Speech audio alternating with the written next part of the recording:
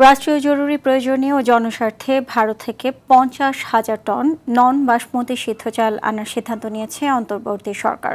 প্রতি কেজি চালের দাম পড়বে 42 টাকা 98 পয়সা। ডিসেম্বরের মাঝামাঝি সময়ে সরকারি ক্রয় সংক্রান্ত উপদেষ্টা পরিষদ কমিটির বৈঠকে চাল কেনার এ অনুমোদন দেয়া হয়। এর আগে 2025-26 অর্থ বছরের জন্য আন্তর্জাতিক উৎস থেকে 9 লাখ মেট্রিক টন চাল আমদানির প্রস্তাব অর্থনৈতিক বিষয় সংক্রান্ত উপদেষ্টা পরিষদ কমিটিতে অনুমোদিত হয়। দেশের সরকারি খাদ্য মজুদ বৃদ্ধি এবং সরকারি বিতরণ ব্যবস্থা সচল রাখতেই এই সিদ্ধান্ত বলে সরকারের পক্ষ থেকে জানানো হয়েছে। এ লক্ষ্যে ভারতের MS বাগাদিয়া ব্রাদার্স প্রাইভেট লিমিটেডের কাছ থেকে প্রতি কেজি 42 টাকা 98 পয়সা ধরে প্রায় 200 কোটি টাকার চাল কিনছে সরকার।